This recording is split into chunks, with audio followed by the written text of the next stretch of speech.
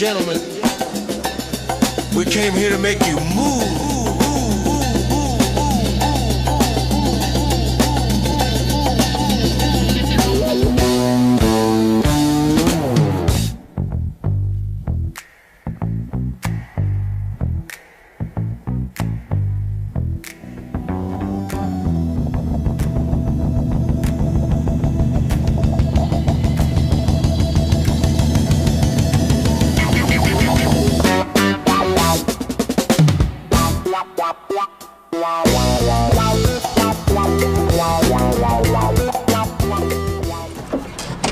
We should have shotguns with this kind of deal. How many up there? 3 or 4. Best count our guy? Not sure. So that means it could be up to 5 guys up there? It's possible. We should have fucking shotguns. All right, everybody, welcome back to Stranger by the Hour. I don't know if this is necessarily a numbered episode or we're just going to stop and shoot the shit and drop we this, just right? had a target of opportunity popped up. So what you have now is Stranger by the Hour on location at the Georgia Guidestones in Elberton, Georgia. So the Georgia Guidestones, if you're not familiar, are these fucking things. These bad boys. Right, so what we have here is about 100, I forgot how many tons of granite they said this shit was. That was erected by a dude under the nom de guerre, R.C. Christian. Right, so which sounds a hell of a lot like Rosicrucian.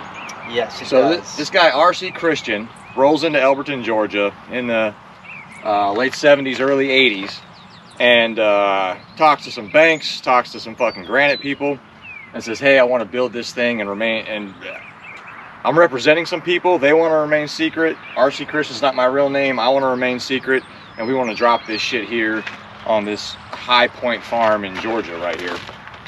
And so that kind of comes down to it. I mean, I invite you all to investigate this on your own time. Aaron and I are kind of on a quick time hack here, so we're just going to get right into it. So I forgot how many different languages this shit's written in, but it's chiseled all over these stones up at the top lintel point. And if you were to look down on this thing, it looks like a cross. It looks like a solar cross or a sun cross, which kind of lends yourself with the square. Well, that's a rectangle, but in the center, which some people say kind of looks like a rosy cross from the Rosicrucians. But so if you watch the History Channel documentary on this shit, which is annoying as fuck, they talk about these 10 commandments which are chiseled in the stone, and they start down here. They're like, oh, it's only the 10th one that's problematic, but they start down at the bottom as number 1, and they stop at the top, which is number 10. But I think Aaron and I are going to start with the fucking top one, which should be of most concern in 2022. Aaron? All right, so we've got maintain humanity under 500 million in perpetual balance with nature. So we're at actual population on the planet Almost 7 billion or something, right? So this is the population control. So the same guys are always singing the same tune. So Bill Gates, Klaus Schwab, all of these people that Planned Parenthood, right, eugenicists, going all the way back to Malthus, who basically believed that humanity is a blight on the planet. right? And we've got to, in order to save the earth for the small group of people that can live here, we've got to maintain this population. So real quick, let's hit that one real fast. So we've been driving through the outskirts of Georgia for probably the last 30 minutes, man. How much overpopulation do you remember seeing out there? Well, this is the big myth that the world is not abundant, right? And it cannot adequately supply the people that are here. But in actual reality, anywhere you go, take any population center, head off in any direction, and in about 30 or 40 minutes, you will be in a place where there's more land than people, for sure. Yeah, I mean, just for example, this hunk of shit right here is standing on a land that could be used as a farm. I mean, there's dandelions growing all around us right now. So if we pitched a tent, we could just sit here and fucking live and eat those dandelions. So the first big lie is that this needs to happen at all. Right. And so a lot of people are like, oh, well, hey, look, words have meaning, right? Well, let's look at maintain, for example. First of all, how are we going to get to 500 million people at 7 billion, right? Well, we're going to do things like injection campaigns. We're going to do things like Third World War. You're going to convince everybody that they need a medication that seems to have the result of giving a whole bunch of people autoimmune disorders. Seems to be blood clotting. Seems to be a new one. So maintain is interesting. So another thing, so let's say we get to the magical population of 500 million, right? It's a utopia now. We're at 500 million. It's all good to go. Me and the love of my life, we're numbers 498. We're 499,900,998 is me, and my wife's 99 or whatever, and she's 500 million. Yeah. And we're like, we want to consummate our relationship by making a trinity. 1 and 2 and 3 our child, right? Right. Well, the child's going to be 500 million and 1. Yeah. So what? The fucking police show up at the door and they're like, so C number 2. You know what I mean? Like, well, C number 2. So, guide reproduction wisely, improving fitness and diversity, right? Which is eugenics. Which is Gattaca. Right. Which is CRISPR. Which is Planned Parenthood's original mandate. Right. Their original mandate euthanizing retards. Was to prune the population of retards and Negroes, frankly. Hey, retard's my word. I've got brain damage. I'm taking it back. You may have brain damage, but if someone cares that you said retard, then they probably have vaccine damage. Okay, so, you know, we just talked about 2 up there, which, hey, who the fuck is guiding this? Who do we elect? Who do we elect to guide? Who's the guider? Right. What document guides? It's the lab coat priests are the ones that are going to do the convincing that XYZ needs to happen. And then besides that, it's, well, hold on, we got people. They can just hear what I have to say. All right, so here's where it gets kind of iffy, right? So what are we on now, right? Unite humanity with a living new language. So this is new speak. This is double speak. Yeah. Like, do you have a problem with the language we're using now? Well, no, and this goes back to like Tower of Babel stuff. Like, you know, we're gonna, and this is part and parcel of the, you know, one currency, one culture, one government for everybody. Yeah. Again, something that they're gonna have to do artificially because nobody's gonna capitulate to this. Right. So if you're speaking Swahili, and you are fine speaking Swahili, and you want other people to be fine with you speaking Swahili, like, who comes by and tells you that we're all gonna be speaking something else? Right, and this is something that's going to if it's to happen, it will happen by force. Like, this is not something that you're going to convince people to go along with. Well, essentially, there already is a main language, which you could consider a trade language, which is English. Yeah. We just happen to be lucky enough to have it be our primary language, but most of the people speak their native tongue, and then English, which would be the trade language. Well, and then if you go up a level from that, because this is the scientismo worldview, right? Like, now we're talking about code. So the other language, the underlying language is code. That's going to be what is the bedrock for all the little tech advancements. All right, rule, passion, faith, tradition, and all things. So who's faith, who's tradition? Right. Right. Like, do we get to choose, or are they going to choose one for us? Right. Well, yeah. But again, this would be the people that are proponents of this, or proponents of the scientific worldview, which they put out as something secular, but it's not. It's completely religious. Like, it's completely faith-based and religious. Where are we at now? Protect people and nations with fair laws and just courts, right? Okay. Well, who sits above it and decides that? Right. I mean, there's people, and then you go one macro above that, you have nations. Well, now they've gone one macro above that, so who's the macro above the national level? But because people with this worldview understand that nationhood, political boundaries, geographical boundaries are for the ruled, for the plebes. These people are operating at... That's a Neoplatonist. Yeah, 100%. Yeah, which once again is fine if you can have some sort of benchmark for testing people for benevolence. I'm fine with a Neoplatonic rulership. Yeah. If there's something that tells me these motherfuckers are benevolent. Right. Right. They're not just, you know. Well, but it's more like the utopianism, right? Like, once we get to the end of history, right, we've achieved our 500 million population. By whatever means necessary. Right, like, then we will have our utopia. Sure.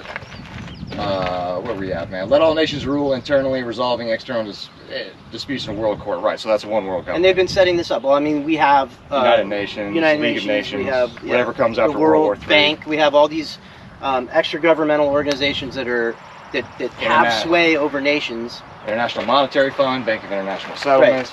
Right.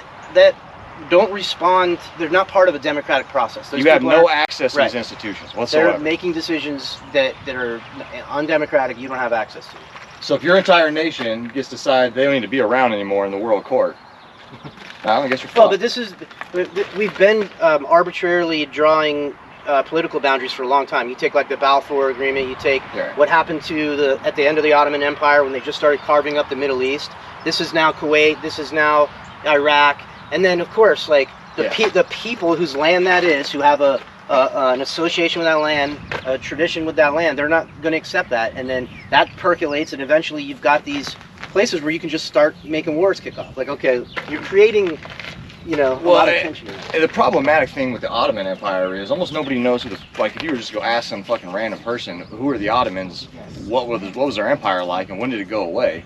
They'll be like, yeah. Well, hey, So man, they'll be like, 1919. Yeah, they it was not a long time They ago. had airplanes. Yeah. You know what I'm saying? That's Constantinople. Yeah. We That's, kind of have memory hole of the Ottoman Empire, huh? Yeah, man. Nobody talks about it. Like, And then look what the result of that was. The like I said, the arbitrary, carving up of the Middle East, and then look what's resulted from that. yeah, if you know anybody that's Turkish, you know an Ottoman. Yeah. Because avoid petty laws and useless officials. They already do this. They're extra governmental, right? Like Klaus Schwab is fucking extra governmental. Right. Like they view all the bullshit, all the like the left and right lateral limits that keeps you from getting run over, as petty laws and fucking useless officials, essentially. And if you really want to see useless officials, just look at your fucking government. Like, let's look around here real quick. Do I need fucking Kamala Harris or Biden to help me do anything right now? Like I'm. I already said you're not going to get any help from them. Right. Balance personal rights with social duties. Here's a good one. Yeah. Your personal rights are overcome by your social Yeah, fucking you could duties. go a lot of places with this. Right. This is an open door for a lot of shit. This is social justice. Oh yeah. I mean, Well, this is. We kind of say you have the right to free speech, but we're at a point now where we have to curtail that for the greater good because there's disinformation out there. Right. So, to the very small thing of, hey man, if we've decided that the Third Reich doesn't need Jews, Right. well, sorry. It's you got to balance your personal right with being for the greater good. Almost every terrible thing that happens in mass is done in the name of the greater always good. the greater fucking good. All communist dictatorships. This is a greater good sentence right here. Yeah. Prize truth, beauty, love, seeking harmony with the infinite. All right, well here, once again, let's talk about this. Like, who's infinite? Who are we talking about? And like, this reeks of, this is a very like Gnostic, ephemeral religious thing where it's like, kind of like we're God, everything's God, monism, like one big thing, right. that we have to be in harmony with or whatever, which can not necessarily a bad sentiment, but in context. Well, it's contradictory to a lot of this other things because, well, first we have to establish truth. Yeah, who defines that? Yeah, who defined that? Yeah. Like who put the period mark right here, Yeah. So I think we're down to 10 now, which is be not a cancer on the earth. So this is leave room for nature, leave room for nature. Well, they could have done it one more time, and that'd be neuro-linguistic programming if they had it in fucking threes. Yeah. But be not a cancer on earth. This tells you how they view humanity. Yeah. Like you're a fucking virus. Like, okay, once again, be not a cancer on the earth. Well, let's just look around here for a second. Like, where's the humanity that's a cancer on the fucking earth around here? Like, What's in the cities? we're surrounded by farms. We're surrounded by small individual groups of families eking their living out of the ground, Which they will start to paint that as violating these principles. They're going to say it's not efficient for you to be distributed throughout the country, taking up all this space. Right. These individual farms are small groups of people that have more space than they should, in keeping with this. And oh, by the way, you don't need to worry about producing your own food. We've got it. We're just going to make everything out of corn and poison you or whatever. Sure. But it's not. If they can get people accepting the bulk of this, then they can start violating they can start imposing duties upon you. They can start demanding that you for the greater good. And what's a greater good than the actual planet we live on? So that's what if they can sell this climate thing, that's the next big mechanism that they're going to use to start. But it's not the next one. It's not just the next one. Like the old ones are going to go away. It's not like they're going to stop with the COVID stuff. It's not going to stop anything. But they're going to make a very serious push with the environmental stuff, and then they're going to sell it like, hey, look, we've tried it by letting you guys kind of manage yourselves. We that's not the reason you know that's not going to work is because we're telling you it's not going to work. Right. You don't have any actual evidence of that. So once again, it took us about half an hour to get here, give or take, and we probably passed 1,000 people, maybe. Yeah. If I was sitting there with a fucking clicker, counting them as I passed them, Maybe 1,000, and that's like going through the town and shit. Actually, one thing I noticed on the way out here, because I was thinking about this, you know, Yeah. and what this means, the curtailing the human population to 500 million. So the first people that are going to die off, it's not going to be, you know, them coming with goon squads, putting people in trucks and taking you to the chambers.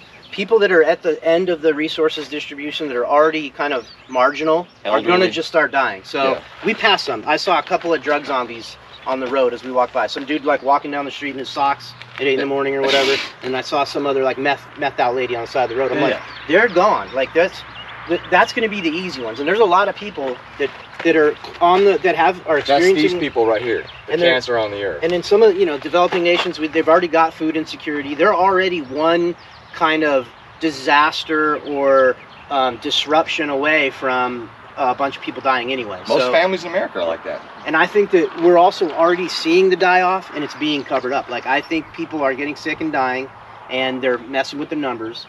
And they're going to chip away at that number. Yeah. Right? And I think that they're not going to get down to 500 million, but they're going to get a lot of people dying off just by interrupting supply chains. The two big numbers in the literature for big die-off time frames are 2030 and 2050. 2030, I think, is fucking half. Yeah. And 2050, that's supposed to be the fucking majority. Yeah. So once again, folks, like if you think you're going to be in that 500 million up there. And this monument here is not evidence of anything, okay? This doesn't prove anything to anybody. But it's evidence of one thing. It's evidence that somebody, some group of people, or some person thinks that this message here is a real enough thing that they would erect at great expense. They would erect this monument, right? So you either have to believe that there are people that see the world this way, that are trying to organize the world this way, that are trying to do this. You either have to believe that that's a thing, or you believe that someone is just fucking around. So yeah, a couple key points. Like this place is under constant surveillance by the Elberton Sheriff's Department. There's CCTVs right there. There's CCTV over there.